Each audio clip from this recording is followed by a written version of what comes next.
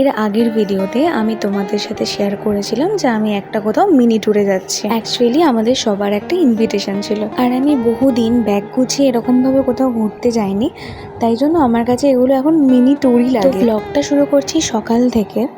সকালে ব্রেকফাস্টে ছিল লুচি আর তরকারি। ব্রেকফাস্টের পর সবার সাথে একটু আড্ডা মেরে গেলাম দুপুরে লাঞ্চ করতে। আর এরকম অকেশন ছাড়া তো আর সবার সাথে দেখা অলওয়েজ পসিবল হয় না, তো ওই জন্য গল্প আর শেষই হতে চায় না। লাঞ্চে ছিল ডাল, আলু ভাজা আর একটা তরকারি, আর সাথে ছিল মাছ। তারপরে একটু রেস্ট নিয়ে সোজা রেডি হয়ে ইভেন্টটাতে। অ্যাকচুয়ালি ইভেন্টটা ছিল আমার মাসির ছেলের মেয়ে, মানে আমার ভাইজির জন্মদিন, 5 বছরের। স্টার্টারের মেনুগুলো ছিল সত্যিই খুব টেস্টফুল। বেশ একটু স্টার্টার খেয়ে নিয়ে আবার আমরা সবাই মিলে গেলাম একটু ছবি টবি তুলতে। আর আমি জানি না আমার মতো কে কে আছো, আমার তো 40টা ছবি তুললে মনে হয় একটা ছবি ভালো আসে।